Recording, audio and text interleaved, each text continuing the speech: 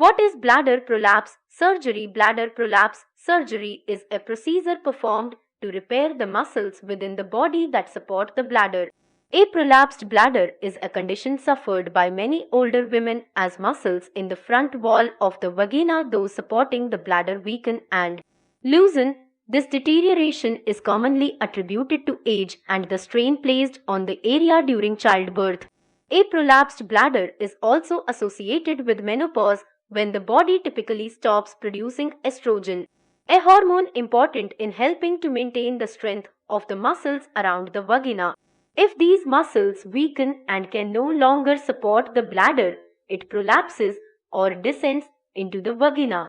Symptoms of a prolapsed bladder may include more frequent bladder infections, difficulty urinating, bladder leakage as a result of coughing or sneezing, and painful intercourse.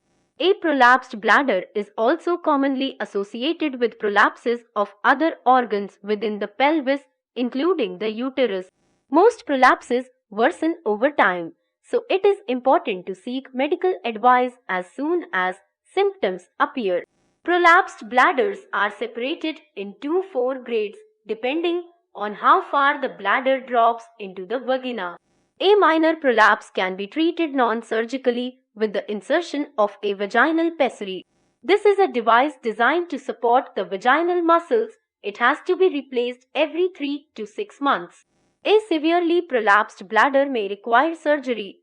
Bladder prolapse surgery is generally performed through the vagina, and the aim of the procedure is to provide support to the vagina and uterus by securing the bladder back into its correct position and strengthening the muscles in the surrounding area. Bladder prolapse surgery involves making an incision inside the vaginal wall and then using stitches to strengthen the tissues supporting the vagina. These stitches may be placed at the front or the back walls depending on the type of bladder prolapse. The incision inside the vagina is then closed with stitches that generally dissolve within 1 to 2 weeks.